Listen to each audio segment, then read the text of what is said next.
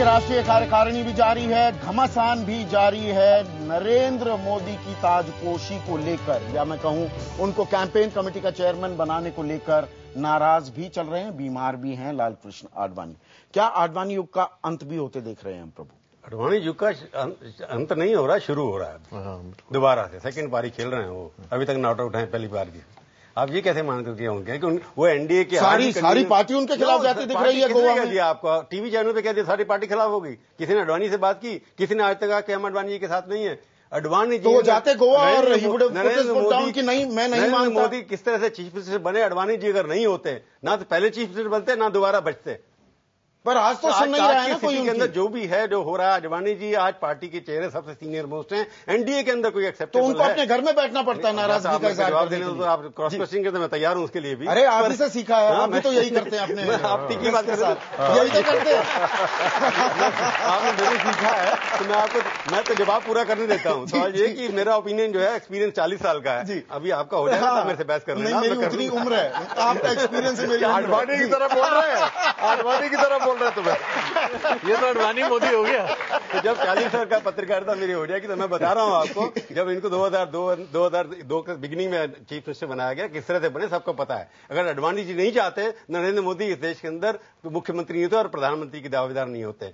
मैं गोवा में था 2002 के अंदर जब कवरेज हुआ था, उस समय मोदी को, जब मोदी आए थे तो मेरे को उन्होंने कहा था मैं तो जाने के लिए आया हूं, परंतु वो बनने के लिए चले गए वापस से। तो इसलिए आडवाणी जी के बिना वहां पर, अगर आज मोदी जिंदा है वहां पर आज मुख्यमंत्री के रूप में, आडवाणी के बिना नहीं हो सकते थे और वो आडवाणी कभी बन ही नहीं सकते। आडवाणी जी ने जो कहा है, मेरा एक ये है कि आडवाणी को अब रिटायरमेंट इस तरह से लेना कि मैं एक्टिव प्राइम मिनिस्टर का कैंडिडेट नहीं हूं, ये कहना चाहिए था उनको। नहीं कह रहे हैं, नहीं कह रहे, वही बात उनकी कमी हो सकती है, वक्त बनना चाहिए। पर मोदी जो है, जो ऐसा हो गया कि आजकल के मॉडर्निज्म हो गया ना, कि जैसे ही बेटे बड़े होते हैं वो कहते हैं बाप को रिटायर कर दो, घर में बिठा दो। तो ये लोग बनाए हुए जो आज हैं, जो मोदी के साथ खड़े हुए हैं, ये सारे के सारे आडवाणी के बनाए हुए हैं और यही आडवाणी के लिए सबसे बड़े घातक। मतलब कोई भी फैसला करने में, किसी भी विश्लेषण करने में, राजदीप यहां पर प्रभु कह रहे हैं जल्दबाजी नहीं करनी होगी, वीटो पावर है अभी भी लाल कृष्ण आडवाणी के पास है। जी राजदीप, देखिए एक और प्रभु जी ने 2002 की जिक्र की, मैं आपको और भी इतिहास में पीछे ले जाता हूं।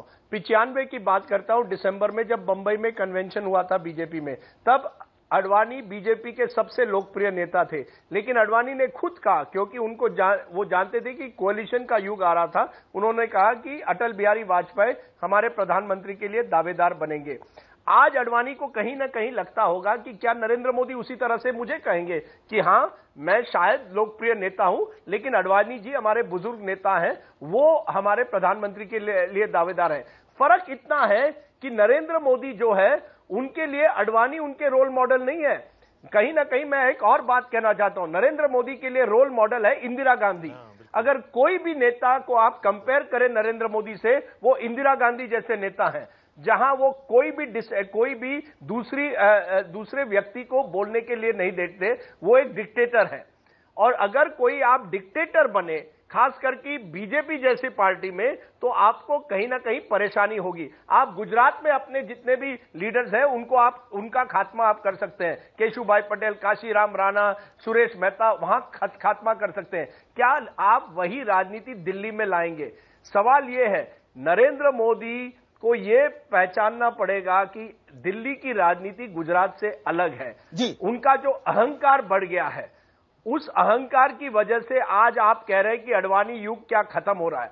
मैं कह रहा हूं कि कोलिशन का युग अभी भी है और नरेंद्र मोदी को इस बात की जानकारी होनी चाहिए कि इस कोलिशन युग में आडवाणी जैसे नेताओं को आप किनारे करके अपनी राजनीति नहीं चला सकते। बिल्कुल, लेकिन यहां पर राजनीति में एक और अहम पहलू होता है, वो है जनता जनार्दन।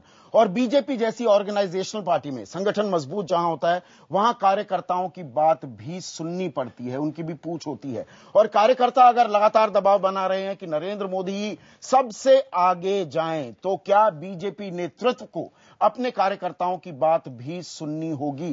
क्या यही वजह है कि ये लड़ाई थोड़ी और लंबी भी खिंचती दिख रही है? और इसके लिए एनडीए पर इसके क्या असरात हो सकते हैं? ग्रेटर एनडीए की भी बात हो रही है, लेकिन एनडीए पर ही क्या असर होगा, इस पर चर्चा ब्रेक के बाद।